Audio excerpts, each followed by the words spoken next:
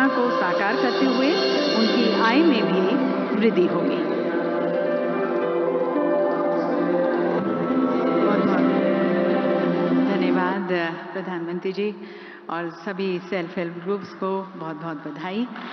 और देवी सज्जनों, अब हम सभी माननीय प्रधानमंत्री जी के अंतर्दृष्टि, उनके विचार, उनके मार्गदर्शन के इच्छुक हैं। तो सभी की तरफ से करबद्ध होकर मैं प्रधानमंत्री जी से निवेदन करती हूं उनके मार्गदर्शन के लिए।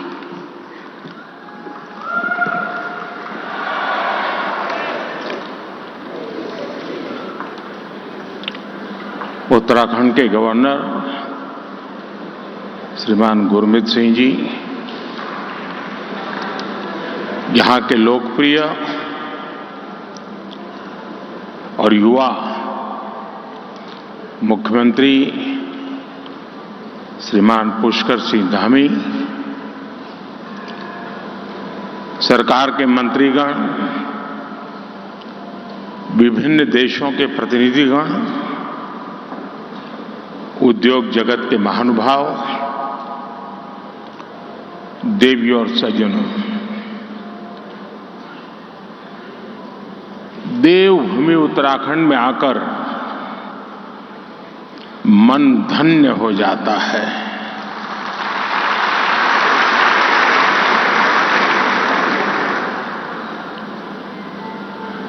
कुछ वर्ष पहले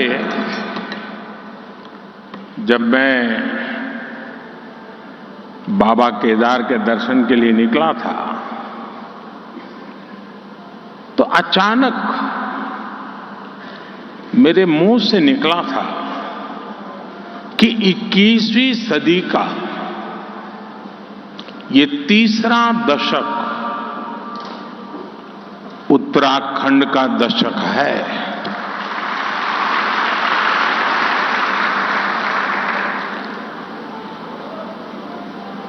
और मुझे खुशी है कि अपने उस कथन को मैं लगातार चरितार्थ होते हुए देख रहा हूं। आप सभी को भी इस गौरव से जुड़ने के लिए, उत्तराखंड की विकास यात्रा से जुड़ने का एक बहुत बड़ा अवसर मिल रहा है। बीते दिनों उत्तरकाशी में टनल से हमारे श्रमिक भाइयों को सुरक्षित निकालने का जो सफल अभियान चला, उसके लिए मैं राज्य सरकार समेत सभी का विशेष तौर पर अभिनंदन करता हूं। साथियों, उत्तराखंड वो राज्य है जहां आपको डिविनिटी और डेवलपमेंट दोनों का अनुभव एक साथ होता है। और मैंने तो उत्तराखंड की भावनाओं और संभावनाओं को निकट से देखा है, मैंने उसे जिया है, अनुभव किया है। एक कविता मुझे याद आती है जो मैंने उत्तराखंड के लिए कही थी। जहां अंजुलि में गंगा जल हो, जहां अंजुलि में गंगा जल हो, जहां हर एक मन बस निश्चल हो,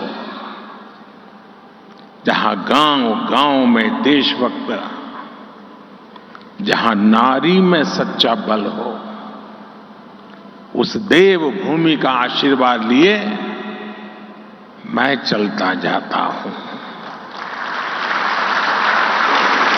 इस देवभूमि के ध्यान से मैं सदा धन्य हो जाता हूं। हाय भाग्य मेरा, सौभाग्य मेरा, मैं तुमको शीश नवाता हूं।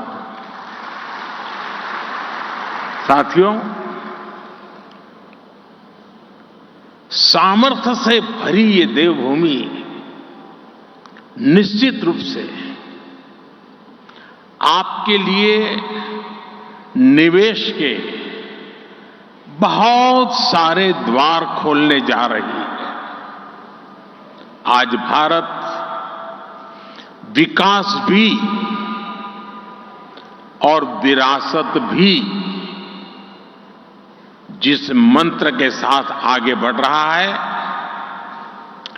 उत्तराखंड उसका प्रखर उदाहरण है।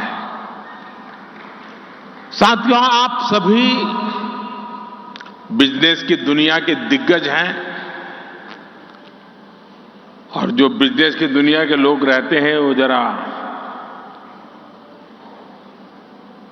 अपने काम का स्वॉट एनालिसिस करते हैं। आपकी कंपनी की ताकत क्या है, कमजोरी क्या है, अवसर क्या है, चुनौतियां क्या है, और आप उसका आकलन कर करके अपनी आगे की रणनीति बनाते हैं। एक राष्ट्र के रूप में आज हम भारत को लेकर ऐसी ही स्वॉट एनालिसिस करें तो क्या पाते हैं? हमें चारों तरफ aspirations, hope, self confidence, innovation और अपॉर्चुनिटी ही दिखेगी। आपको आज देश में पॉलिसी ड्रिवन गवर्नेंस दिखेगी। आपको आज पॉलिटिकल स्टेबिलिटी के लिए देशवासियों का मजबूत आग्रह दिखेगा। आकांक्षी भारत आज अस्थिरता नहीं चाहता, वो स्थिर सरकार चाहता है। हाल में हुए विधानसभा चुनाव में भी हमने ये देखा है और उत्तराखंड ने लोगों ने पहले ही करके दिखाया है। जनता ने स्थिर और मजबूत सरकारों के लिए जनादेश दिया है। जनता ने गुड गवर्नेंस के लिए वोट दिया, गवर्नेंस के ट्रैक रिकॉर्ड के आधार पर वोट दिया है। आज भारत और भारतीयों को दुनिया जिस उम्मीद और सम्मान से देख रही है, और अभी सभी उद्योग जगत के लोगों ने इस बात का जिक्र भी किया, हर भारतीय एक दायित्व के रूप में इसे ले रहा है। हर देशवासी को लगता है कि विकसित भारत का निर्माण उसकी अपनी जिम्मेदारी है, हर देशवासी की जिम्मेदारी है। इसी आत्मविश्वास का परिणाम है कि कोरोना महासंकट और युद्धों के संकट के बावजूद भारत इतनी तेजी से विकसित हो रहा है। आपने देखा है कि कोरोना वैक्सीन हो या फिर इकोनॉमी पॉलिसीज, भारत ने अपनी नीतियां, अपने सामर्थ्य पर भरोसा किया। उसी कारण आज भारत बाकी बड़ी अर्थव्यवस्थाओं की तुलना में अलग ही लीग में दिखता है। राष्ट्रीय स्तर पर भारत की इस मजबूती का फायदा उत्तराखंड समेत देश के हर राज्य को हो रहा है।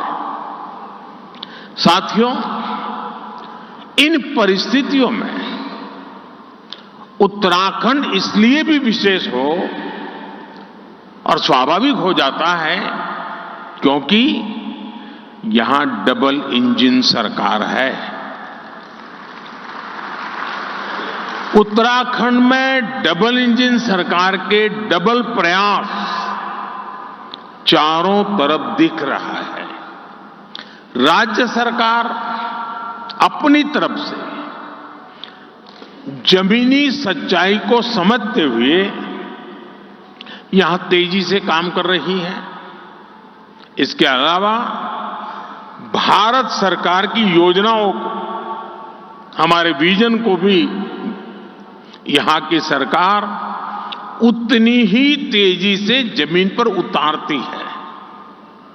आप देखिए, आज भारत सरकार 21वीं सदी के आधुनिक कनेक्टिविटी के इंफ्रास्ट्रक्चर पर उत्तराखंड में अभूतपूर्व इन्वेस्टमेंट कर रही है। केंद्र सरकार के इन प्रयासों के बीच राज्य सरकार भी छोटे शहरों और गांव कस्बों को जोड़ने के लिए पूरी शक्ति से काम कर रही है। आज उत्तराखंड में गांव की सड़कें हो या फिर चार धाम महामार्ग, इन पर अभूतपूर्व गति से काम चल रहा है। वो दिन दूर नहीं जब दिल्ली देहरादून एक्सप्रेसवे से दिल्ली और देहरादून की दूरी 2.5 घंटे होने वाली है।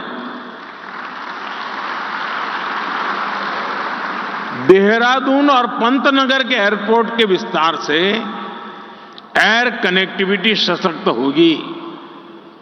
यहां की सरकार हेली टैक्सी सेवाओं को राज्य के भीतर विस्तार दे रही है। ऋषिकेश, कर्णप्रयाग, ये रेल लाइन से यहां की रेल कनेक्टिविटी सशक्त होने वाली है। आधुनिक कनेक्टिविटी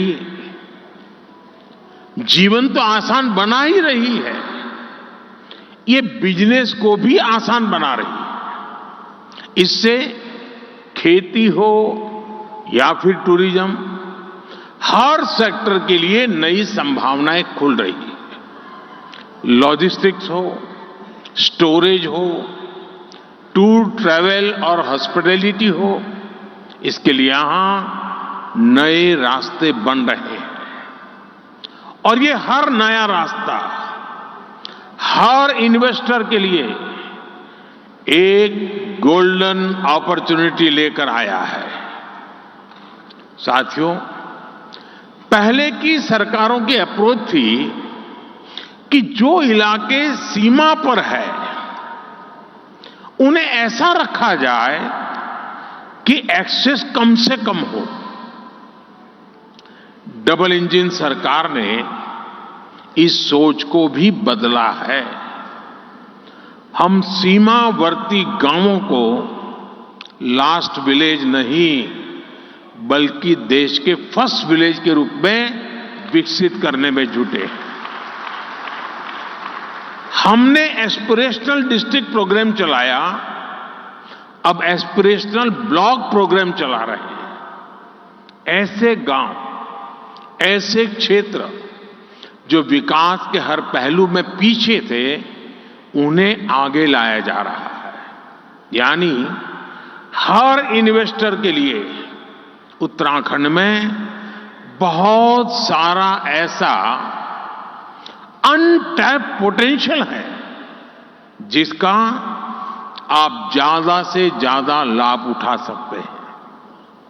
साथियों, डबल इंजन सरकार की प्राथमिकताओं का उत्तराखंड को कैसे डबल फायदा मिल रहा है, इसका एक उदाहरण टूरिज्म सेक्टर भी है।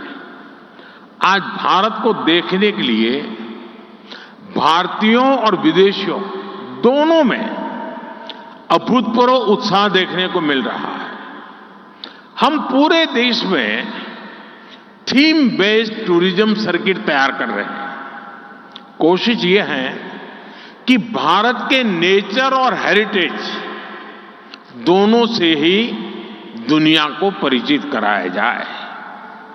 इस अभियान में उत्तराखंड टूरिज्म का एक सशक्त ब्रांड बनकर उभरने वाला है। यहां नेचर, कल्चर, हेरिटेज सब कुछ है। यहां योग, आयुर्वेद, तीर्थ, एडवेंचर स्पोर्ट्स, हर प्रकार की संभावनाएं हैं। इन्हीं संभावनाओं को एक्सप्लोर करना और उन्हें अवसरों में बदलना, ये आप जैसे साथियों की प्राथमिकता जरूर होनी चाहिए। और मैं तो एक और बात कहूंगा, शायद यहां जो लोग आए हैं उनको अच्छा लगे बुरा लगे, लेकिन यहां कुछ लोग ऐसे हैं कि जिनके माध्यम से उन तक तो मुझे बात पहुंचानी है, लेकिन उनके माध्यम से उन तक भी पहुंचानी है जो यहां नहीं है। खास करके देश के धन्ना सेठों को मैं कहना चाहता हूं, अमीर लोगों को कहना चाहता हूं, मिलियनर बिलियनर से कहना चाहता हूं। हमारे यहां माना जाता है, कहा जाता है, जो शादी होती है ना, वो जोड़े ईश्वर बनाता है, ईश्वर तय करता है जोड़ा। मैं समझ नहीं पा रहा हूं, जोड़े जब ईश्वर बना रहा है तो जोड़ा अपने जीवन की यात्रा उस ईश्वर के चरणों में आने के बजाय विदेश में जाकर के क्यों करता है?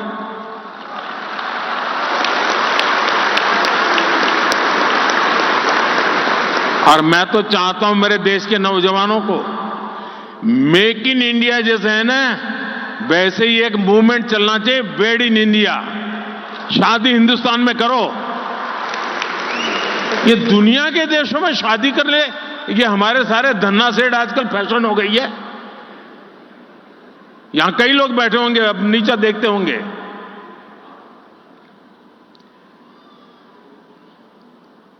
और मैं तो चाहूंगा आप कुछ इन्वेस्टमेंट कर पाओ न कर पाओ छोड़ो, हो सकता है सब लोग न करें, कम से कम आने वाले 5 साल में आपके परिवार की एक डेस्टिनेशन शादी उत्तराखंड में करिए।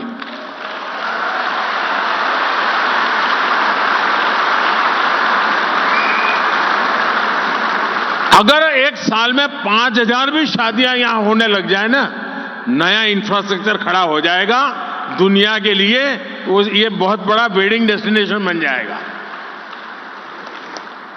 भारत के पास इतनी ताकत है, मिलकर के तय करे कि ये करना है, हो जाएगा जी, इतना सामर्थ्य है। साथियों, बदलते हुए समय में आज भारत में भी परिवर्तन की एक तेज हवा चल रही है। बीते 10 वर्षों में एक आकांक्षी भारत का निर्माण हुआ है। देश की एक बहुत बड़ी आबादी थी जो अभाव में थी, वंचित थी, वो असुविधाओं से जुड़ी है। अब वो उन सारी मुसीबतों से निकल करके सुविधाओं के साथ जुड़ रही है, नए अवसरों से जुड़ रही है।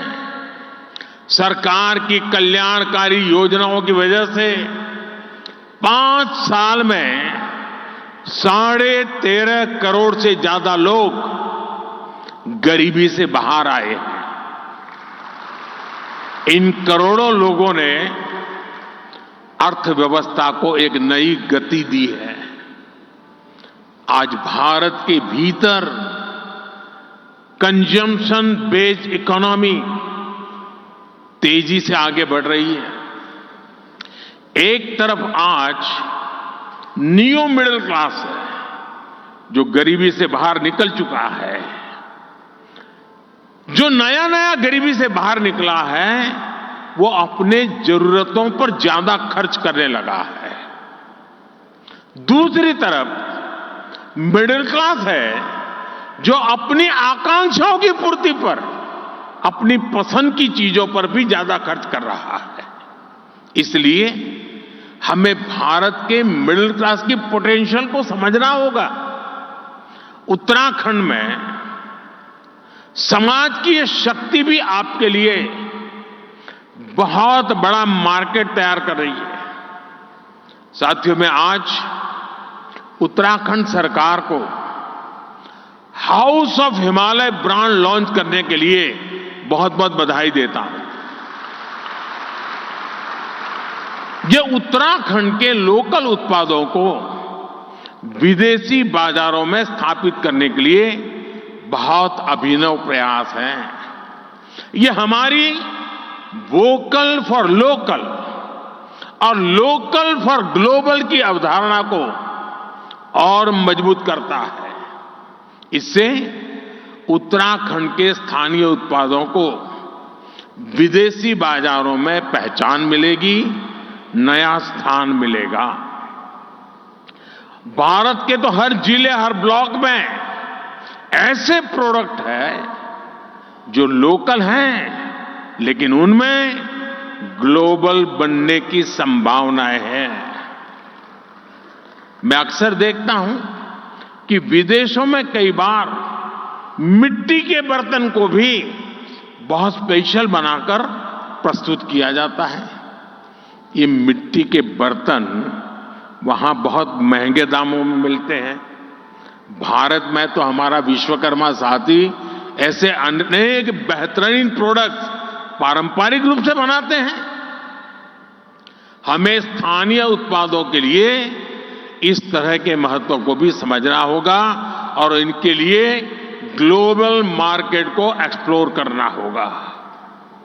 और इसलिए ये जो हाउस ऑफ हिमालय ब्रांड आप लेके आए हैं, उसे मुझे एक व्यक्तिगत रूप से आनंद का विषय है मेरे लिए। यहां बहुत कम लोग होंगे जिनको शायद मेरे एक संकल्प के विषय में पता होगा, क्योंकि ये संकल्प कुछ ऐसे मेरे होते हैं उसमें आपको सीधा बेनिफिट शायद न दिखता हो,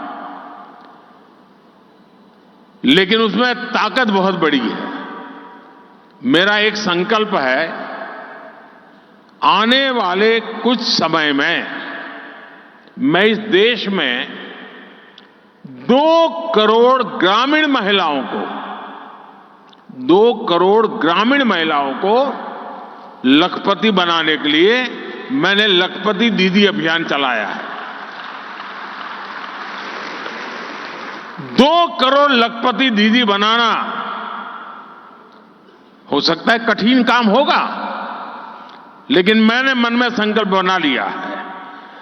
ये हाउस ऑफ हिमालय जो ब्रांड बनती है ना, तो मेरा जो 2 करोड़ लखपति दीदा ने बनाने का काम है ना, वो तेजी से इसमें बढ़ जाएगा। और इसलिए भी मैं धन्यवाद करता हूं। साथियों, आप भी एक बिजनेस के रूप में यहां के अलग अलग जिलों में ऐसे प्रोडक्ट्स की पहचान करें। हमारी बहनों के सेल्फ हेल्प ग्रुप्स हो, एफपीओज हो, उनके साथ मिलकर नई संभावनाओं को तलाश करें। ये लोकल को ग्लोबल बनाने के लिए एक अद्भुत पार्टनरशिप हो सकती है। साथियों, इस बार लाल किले से मैंने कहा है कि विकसित भारत के निर्माण के लिए नेशनल कैरेक्टर, राष्ट्रीय चरित्र को सशक्त करना होगा।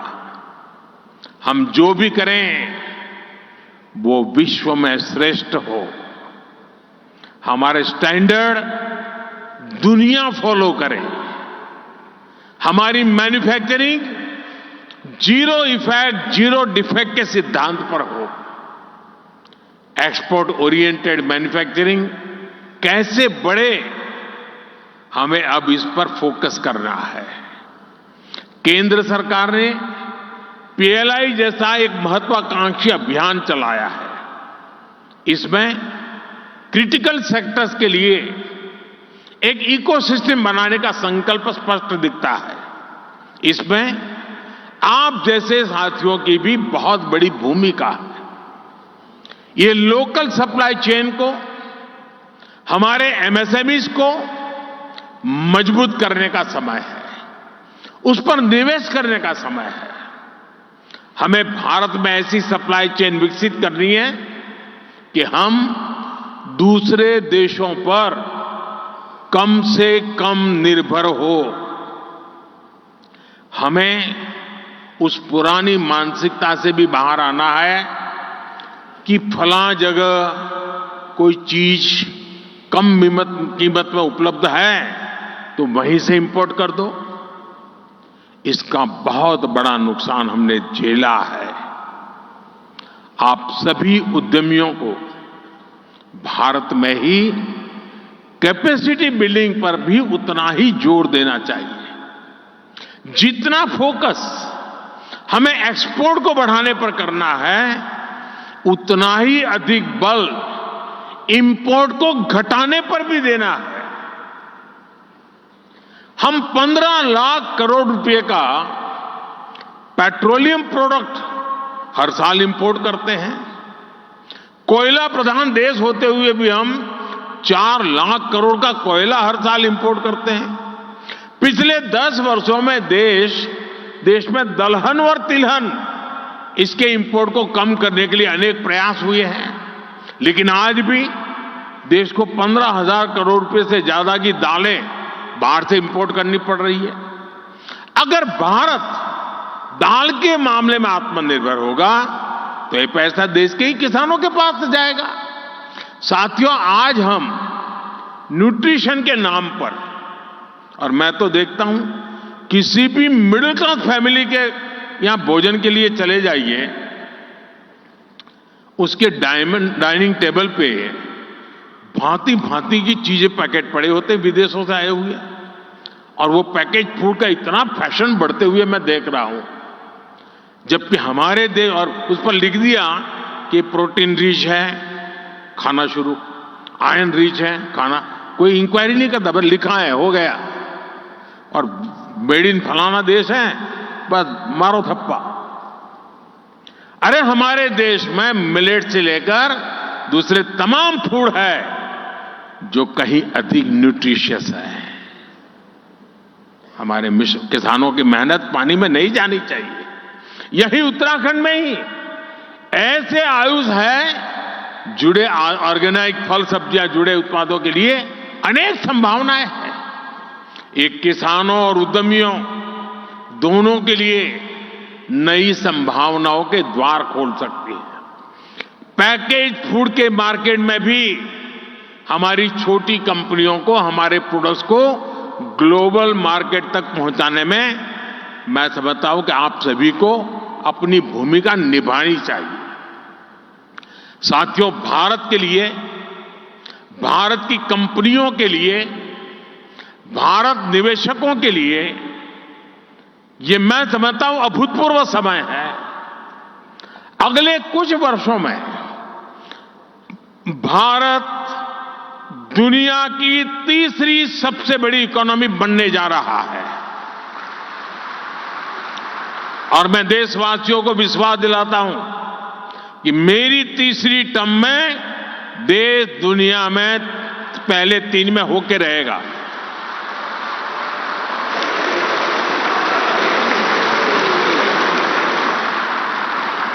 स्थिर सरकार, सपोर्टिव पॉलिसी सिस्टम, रिफॉर्म से ट्रांसफॉर्म की मानसिकता और विकसित होने का आत्मविश्वास, ऐसा संयोग पहली बार बना है।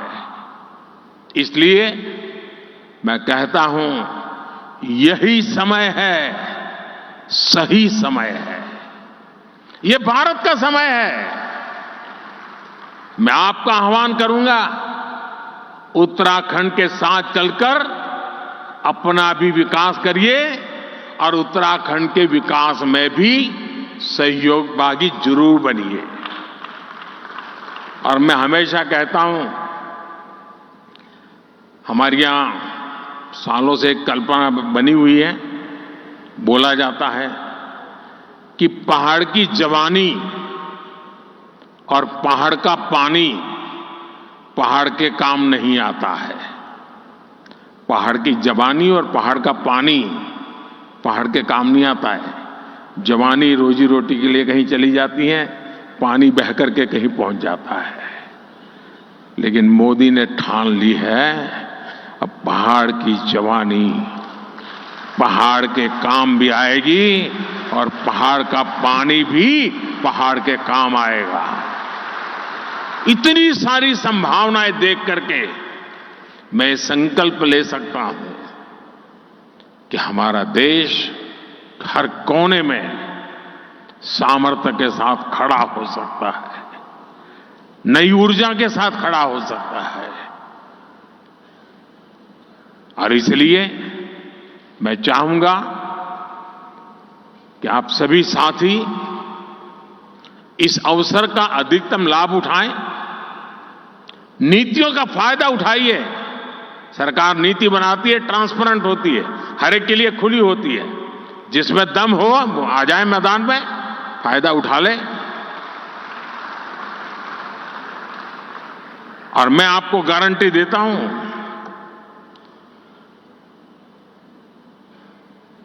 जो बातें हम बताते हैं उसके लिए हम डट करके खड़े भी रहते हैं, उसे पूरा भी करते हैं। आप सभी इस महत्वपूर्ण अवसर पर आए हैं। उत्तराखंड का मुझ पर विशेष अधिकार है और जैसे कईयों ने बताया कि मेरे जीवन के एक पहलू को बनाने में इस धरती का बहुत बड़ा योगदान है।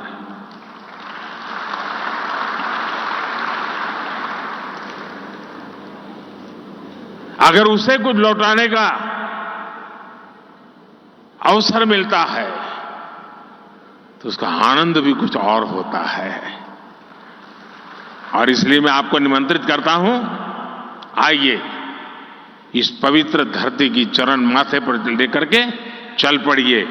आपकी विकास यात्रा में कभी कोई रुकावट नहीं आएगी। ये इस भूमि के आशीर्वाद है। बहुत बहुत धन्यवाद, बहुत बहुत शुभकामनाएं। बहुत बहुत धन्यवाद माननीय प्रधानमंत्री जी। आपका संकल्प, आपका विश्वास हम सभी को प्रोत्साहित करता है कि अपनी जिम्मेवारी को निभाते हुए हम भारत को विश्व की तीसरी